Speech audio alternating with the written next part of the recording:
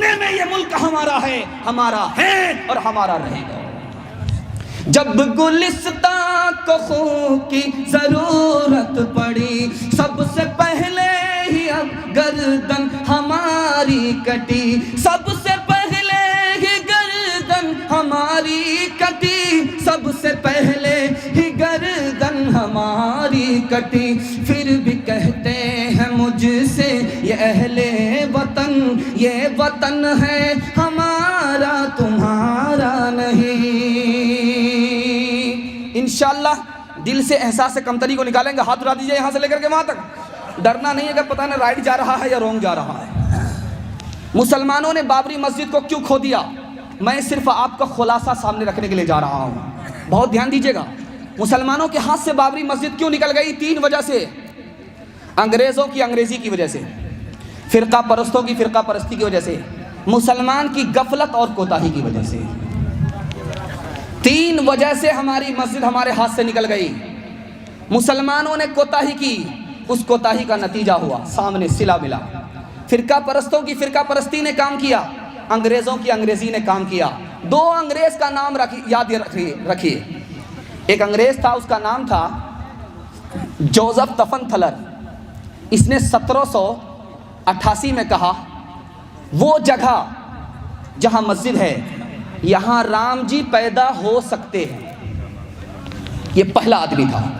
1788 میں جوزف تفن تھلر نے سب سے پہلا شوشہ چھوڑا، ہندو مسلمان کو بلی بناؤ، بندر بن کر کے حکومت کرو، ڈیوائیڈ اینڈ رول، لڑاؤ اور حکومت کرو۔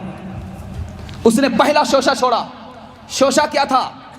جس جگہ مسجد ہے وہاں رام پیدا ہو سکتے ہیں۔ انہوں نے کہا ہو سکتے ہیں اور انہوں نے کہا کہ ہیں۔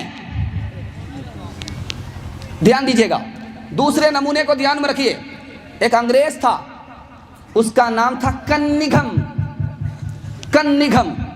اس نے 1857 کے بعد کیا لکھا کہ بابر نے مندر کو توڑا، مندر توڑ کر کے مسجد بنائی، اور جس وقت مندر کو توڑا جا رہا تھا مسجد بنائی جا رہی تھی، 1,74,000 ہندوؤں کو قتل کیا اور اس کے خون کو بابری مسجد کے مٹی گارے میں ملایا۔ مسٹر شیر سنگھ کہتے ہیں او حرام زادے، او اپنے باپ کی اولاد جو نہیں ہے اس کے حوالے سے ایسا جھوٹ کیوں بولتے ہو؟ یہ بتاؤ کہ 1857 سے پہلے فیض آباد اور ایودھیا کی آبادی 3-4 لاکھ کی ہے؟ جھوٹ بولنا ہے۔ تمہارا مقصد ہی ہے ہندو مسلمان کو بانٹو اور حکومت کرو۔ ہندو مسلمان کل بھی بلی بنے تھے اور یہ کل بھی بندر تھا، اس ملک سے چلا گیا پھر بھی بندر بن کر کے بلی بنا رہا ہے۔ 1785 میں ایودھیا کے پنڈتوں نے کہا کہ بابر نے اس مندر کو توڑا، کبھی کہا اورنگزیب نے توڑا، کبھی کہا کہ اورنگزیب نے مسلمانوں نے مندر کی زمین کو غصب کر لیا۔ 1975 میں ایس پی گپتا نے کہا وہاں مندر تھا، 84 کھمبے تھے، سب کو توپ سے اڑا دیا، صرف 14 باقی رہ گئے۔ مسلمانوں 3 لوگوں نے مسجد کو توڑا اور 3 وجہ سے مسجد چلی گئی، اور مسلمان مسجد کو گنوا بیٹھے اپنی غفلت اور کوتاہی کی وجہ سے۔ میں جائزہ لینے کے لیے میں آپ سے سوال کرنا چاہ رہا ہوں۔ 1785 میں یہ شوشہ چلا تھا، 3 بار بابری مسجد پر حملے ہوئے۔ 1949 میں مورتی رکھی گئی، 1986 میں مسجد کا تالا کھولا گیا، 1989 میں پوجا پاٹ کی اجازت دے دی گئی، 1992 میں مسجد کو توڑ دیا گیا۔ میں آپ سے سوال کرنا چاہتا ہوں، 1785 میں یہ مسئلہ کھڑا ہوا تھا کہ یہ مندر تھا، اس کو توڑ کر کے مسجد بنایا گیا، اور یہ مسجد مندر پر ہے، یہ مسئلہ 1785 میں کھڑا ہوا تھا۔ مسلمان سو رہا تھا۔ مسلمان کب جاگتا ہے؟ 1986 میں۔ بابری مسجد ایکشن کمیٹی کب بنتی ہے؟ 1986 میں۔ قاعدہ ہے سونے گھر میں بکری سواسین، جو سوتا ہے وہ کھوتا ہے، جو جاگتا ہے وہ پاتا ہے۔ کیسی ترقی کیسا میل، ہم سے سن لو اس کا کھیل، ہم سے سن لو اس کا کھیل۔ کیسی ترقی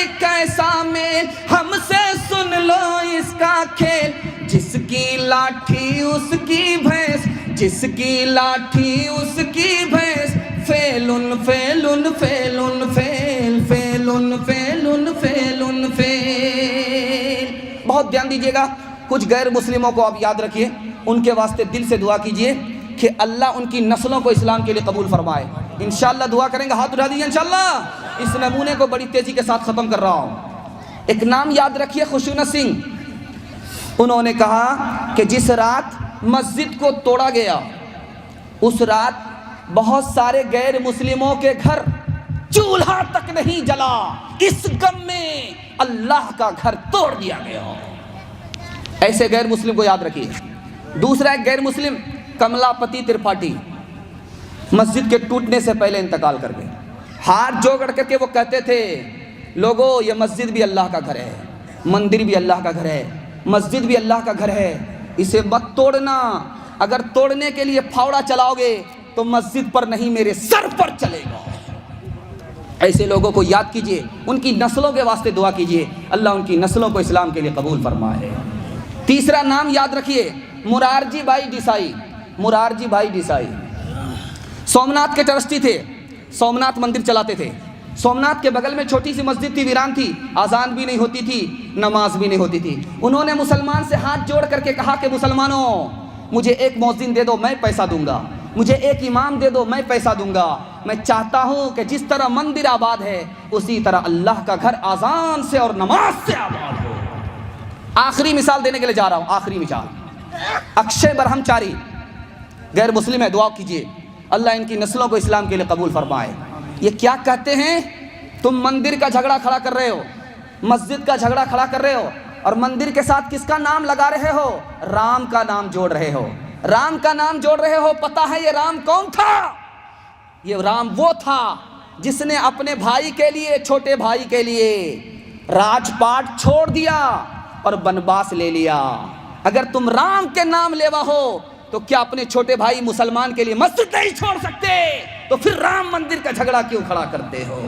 چھوڑ کے اپنے محل تو محلے، جنگل جنگل پھرنا، اوروں کے سکھ چین کی خاطر ہر سنکٹ میں گھرنا ہے۔ یہی رام کے لیک کی ریکھا، آ گیا اب وشواس، جب جب رام نے جنم لیا تب تب پایا بنواس۔ رام ہر ایک جگ میں آئے پر کون انہیں پہچانا، رام کی پوجا کی جگنے پر رام کا ارتھ نہ جانا۔ تکتے تکتے بوڑھے ہو گئے دھرتی اور آکاش، جب جب رام نے جنم لیا تب تب پایا بنواس۔ بس ایک مثال پر ختم کرنے کے لیے جا رہا ہوں، آپ لوگ سننے کے لیے تیار ہیں؟ مکمل ہاتھ اٹھائیے انشاءاللہ۔ انشاءاللہ بابر بادشاہ نے اپنے بیٹے کو نصیحت کیا، ایک کتاب ہے اس کا نام ہے تاریخ ہند۔ بابر بادشاہ نے اپنے بیٹے ہمایوں کو نصیحت کیا، کہا کہ بیٹا اگر کامیاب حکومت کرنا چاہتے ہو، اس ہندوستان میں کامیاب بادشاہ بننا چاہتے ہو تو میری نصیحت کو کان کھول کر کے سنو۔ تمہارا مذہب اسلام ضرور ہے لیکن تم دوسرے دھرم کا بھی احترام کرنا، اگر احترام نہیں کرو گے تو تم سے ظلم ہوگا، انصاف نہیں ہوگا۔ پہلی نصیحت کیا، اور دوسری نصیحت کیا کہ بیٹے گائے کو ذبح مت کرنا، گائے کشی مت کرنا، یہ ہندوستان ہے، یہاں کے ہندو گائے کو ماتا کہتے ہیں، گائے کو ذبح مت کرنا، اگر تم گائے کو ذبح کرو گے ان کے دل میں تمہاری جگہ نہیں ہوگی، گائے کی ذبح چھوڑ دو گے ان کے دل میں تمہاری جگہ ہوگی۔ تیسری نصیحت بابر نے کیا ہے اپنے بیٹے کو کہ بیٹا مندر کو مت توڑنا، مندر توڑنے کی بات تو دور کی ہے، مندر کی طرف آنکھ بھی مت اٹھانا، اس کی بے ادبی مت کرنا، ورنہ ان سے غیر مسلموں سے تمہارا دوستانہ تعلق نہیں رہے گا۔ آخری نصیحت باپ نے بیٹے کو کیا ہے کہ بیٹا اسلام پھیلانا، لیکن اسلام ظلم و ستم کی تلوار سے نہیں، لطف و احسان کی تلوار سے پھیلانا۔ کیسی مسجد کیسا مندر، یہ تو سیاسی چالیں ہیں، جسم بھیڑی बकरियों के हैं लेकिन मुंह पर भेड़ की खाले हैं। आम की लकड़ी बेच रहे हैं पंडित जी अब चंदन में, पंडित जी अब चंदन में। चाहे हो गुजरात के शोले चाहे बंबई के फितने, सबको है मालूम के नेता जी हैं शुभ चिंतक कितने। और हिंदुस्तान में आग लगी है नेताजी है लंदन में, नेताजी है लंदन में। बहुत ध्यान से सुनिएगा, ये मेरा दूसरा नमूना है, आधा बयान में निकाल चुका हूँ, थोड़ा सा बाकी रह गया है। इंशाल्लाह साथ देंगे तो वो भी निकल जाएगा। हाथी पास हो चुका है, सिर्फ दुम फंसी हुई है। इंशाल्लाह हाथ उठाइए। इंशाल्लाह आप नमाज से सजदे से मस्जिद को आबाद करेंगे तो अल्लाह की ज़मानत होगी, उस घर की हिफाजत होगी। और मस्जिद आबाद होगी, हम आबाद होंगे। मस्जिद वीरान होगी, अल्लाह हमें वीरान कर देगा। ध्यान से सुनिएगा, हदीस कहती है मस्जिद के पड़ोसी की नमाज मस्जिद में होती है, घर में नहीं होती। क्या मतलब हुआ? मस्जिद का पड़ोसी है, कान में मस्जिद की आज़ान आ रही है, मस्जिद के पड़ोसी की नमाज मस्जिद में होती है, घर में नहीं होती। क्या मतलब है? घर में पढ़ लेगा मस्जिद का पड़ोसी, मस्जिद में नमाज नहीं पढ़ेगा, अदा होगी कबूल नहीं होगी। अगर मस्जिद का पड़ोसी मस्जिद में आ करके नमाज पढ़ेगा तब अदा भी होगी कबूल भी होगी। दूसरे नमूने को जरा ध्यान में रखिए, जो इशा की नमाज नहीं पढ़ता, फजर की नमाज नहीं पढ़ता, ये मुनाफिक है, मुसलमान नहीं है। हदीस कह रही है इशा की नमाज जो नहीं पढ़ता, फजर की नमाज जो नहीं पढ़ता, ये मुनाफिक है, मुसलमान नहीं है। तीसरी हदीस आ रही है आदमी नमाज छोड़े काफिर हो जाता है। इसका क्या मतलब? अदा भी नहीं करता, कज़ा करने की नीयत भी नहीं है, मुसलमान नहीं रहता। दोबारा इस्लाम कबूल करने के लिए कलमा पढ़ना पड़ेगा। चौथा नमूना आपके सामने आ रहा है, खुदा किससे मोहब्बत करता? जो फर्ज नमाज पढ़ता है। खुदा किससे मोहब्बत करता? जो नफिल नमाज पढ़ता है। खुदा कहता है मैं उसकी आंख बन जाता हूँ जिससे वो देखता है, मैं पैर बन जाता हूँ जिससे वो चलता है, मैं हाथ बन जाता हूँ जिससे वो पकड़ता है, मैं कान बन जाता हूँ जिससे वो सुनता है, वो दुआ करता है, मैं कबूल करता हूँ। नबी की पसंद पर जीना है इंशाल्लाह, नबी की पसंद पर मरना। हाथ उठाइए इंशाल्लाह। इंशाल्लाह जिब्रील आए खुदा का पैगाम लेकर के नबी की खिदमत में। खुदा को 3 चीज़ें पसंद है, ध्यान दीजिएगा, बड़ी तेज़ी के साथ मुताला गुजर रहा है। अल्लाह आपके इल्म में इजाफा फरमाए, मेरे मुताला को ताज़ा फरमाए। मैं तो ये समझ रहा था कि आप हौसला हार करके जलसा को मिलाद बना देंगे, लेकिन अल्लाह का शुक्र है जलसा जलसा है। ऐसे वक्त में जब सारी दुनिया खर्राटे ले रही है, गुलसिता कब्रिस्तान बन चुका है, अल्लाह का शुक्र है जलसा जलसा है। अल्लाह आपकी उम्र में भी बरकत दे, रोज़ी में भी बरकत दे, दिल की मुराद अल्लाह आपकी पूरी फरमाए। मैं बताने के लिए जा रहा हूँ नबी की पसंद पर जीना है। जिब्रील आए, खुदा का पैगाम सुनाया कि खुदा को 3 चीज़ें पसंद है। बंदे का सब्र पसंद है, बंदे का फाका पसंद है, बंदे की कुर्बानी पसंद है।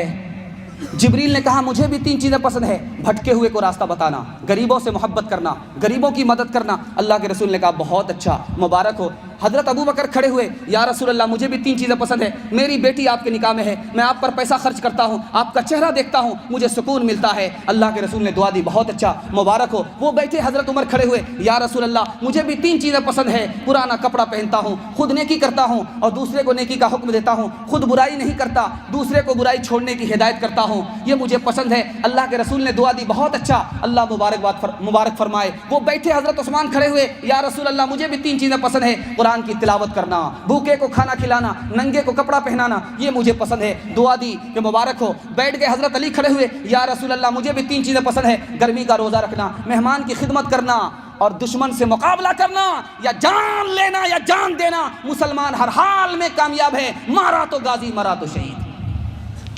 अल्लाह के रसूल ने दुआ दी, बैठ गए। अल्लाह के रसूल ने सबकी पसंद सुनने के बाद कहा मुझे भी 3 चीज़ें पसंद है, मुझे भी 3 चीज़ें पसंद है, मुझे भी 3 चीज़ें पसंद है। खुशबू पसंद है, औरत पसंद है, नमाज पसंद है। इंशाल्लाह जुमा नमाज पढ़ेंगे, हाथ उठाइए इंशाल्लाह। शनिचर को ससुर आकर के पढ़ेगा। मस्जिदें आज तेरी सुनसान है, तो अपने को कहता मुसलमान है, तो अपने को कहता मुसलमान है, तो अपने को कहता मुसलमान है। होश कर खोल आंखें کہاں سو گیا، ہوش کر کھول آنکھیں کہاں سو گیا، دیکھ دشمن زمانہ تیرا ہو گیا۔ انشاءاللہ رمضان کے بعد ٹوپی جیب میں ہوگی، ہاتھ اٹھائیے انشاءاللہ۔ یہ دیکھ سب نے ہاتھ اٹھائے۔ ایک آدمی کا بیل مسجد آ گیا، سارے مقتدی کھڑے ہو گئے، یہ کس کا بیل ہے؟ بیل کو باندھ کر کے نہیں رکھتا، تو بیل والا سامنے آیا، اس نے کہا کہ وہ تو بیل بے وقوف تھا کہ مسجد چلا گیا، مجھے آج تک آپ نے مسجد میں دیکھا ہے؟ صبح کا وقت تھا، مرغا اذان دے رہا تھا، لومڑی آ گئی اور مرغے سے کہا کہ او مؤذن صاحب، اذان تو آپ دے چکے ہیں، نیچے آئیے نماز بھی پڑھ لیں۔ مرغا سوچا کہ اللہ الصمد، یہ لگتا ہے کہ کھگڑیا کا گیدڑ ہے، یہ کہیں اور کا گیدڑ نہیں ہے، یہ تو بہت ہوشیار ہے، میں جیسے نیچے آؤں گا یہ مجھے چٹ کر جائے گا۔ تو مرغا بھی ہوشیار تھا، اس نے کہا کہ میں تو مؤذن ہوں، امام نہیں ہوں، آپ بتائیے کہ آپ امام ہیں یا مقتدی ہیں؟ کہا میں مقتدی ہوں۔ کہا امام کا انتظار کر رہا ہوں۔ گیدڑ نے سوچا کہ یہ بھی بڑا ہوشیار ہے، میں تو اس کو ہاف پاگل سمجھتا تھا، لیکن پھول پاگل میں ہوں، ہاف پاگل یہ۔ تھوڑی دیر میں شیر آ گیا، مرغا کو معلوم تھا کہ شیر مرغا کو کھاتا نہیں ہے، اس نے جم کر کے شیر کی پیٹھ پر جگہ لے لی۔ اب گیدڑ جب بھاگنے لگا تو مرغا نے کہا کہ او مقتدی صاحب، او مقتدی صاحب، کہاں جا رہے ہو؟ امام تو آ گئے۔ اس نے کیا کہا؟ میرا وضو ٹوٹ گیا ہے۔ بلبلیں کہہ رہی ہیں یہ کیا ہو گیا، بلبلیں کہہ رہی ہیں یہ کیا ہو گیا، اس چمن کا نگہباں کہاں سو گیا، اس چمن کا نگہباں کہاں سو گیا، اس چمن کا نگہباں کہاں سو گیا، آنکھ کر ہوش کر کھول آنکھیں کہاں سو گیا، دیکھ دشمن زمانہ تیرا ہو گیا۔ انشاءاللہ اپنی مسجد کو سجدے سے آباد کریں گے، جب یہ گھر آباد ہوگا اللہ ہمیں آباد رکھے گا انشاءاللہ۔ ہاتھ اٹھائیے انشاءاللہ۔ بس ایک بات آپ سے کہوں گا، اپنی جگہ لے لوں گا، یہ میرا آخری پیغام ہے، آپ لوگ سننے کے لیے تیار ہیں؟ ہاتھ اٹھائیے انشاءاللہ۔ مدرسہ کی سرپرست